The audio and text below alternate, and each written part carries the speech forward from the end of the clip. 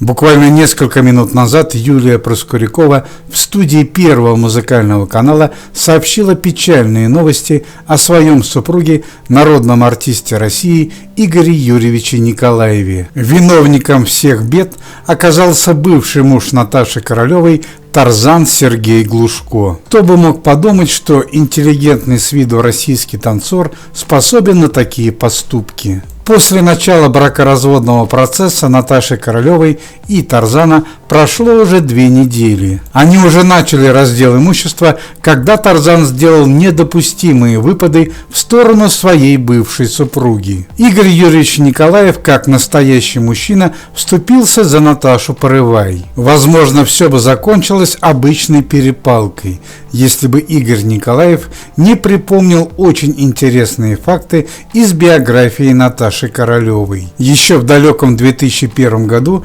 российский композитор путешествовал по Средиземному морю вместе с Натальей Порывай. В то время Королева была еще одна и не встретила Тарзана. Однако Сергей Глушко не сразу понял намеки известного композитора. Впрочем, намеки здесь и не нужны. Достаточно повнимательнее посмотреть на Архипа Глушко. Черные, как смоль, глаза и узкий овал лица.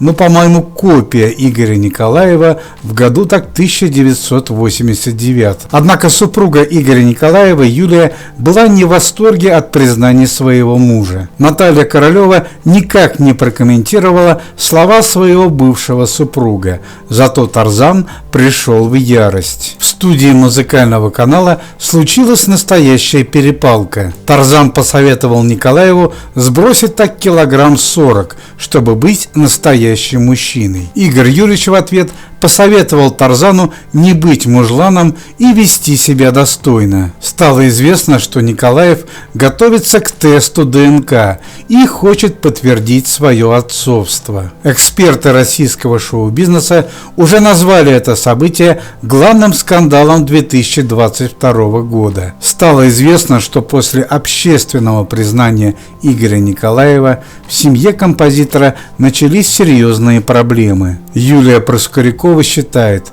что все эти годы Игорь вел себя недостойно и не открыл ей страшную тайну.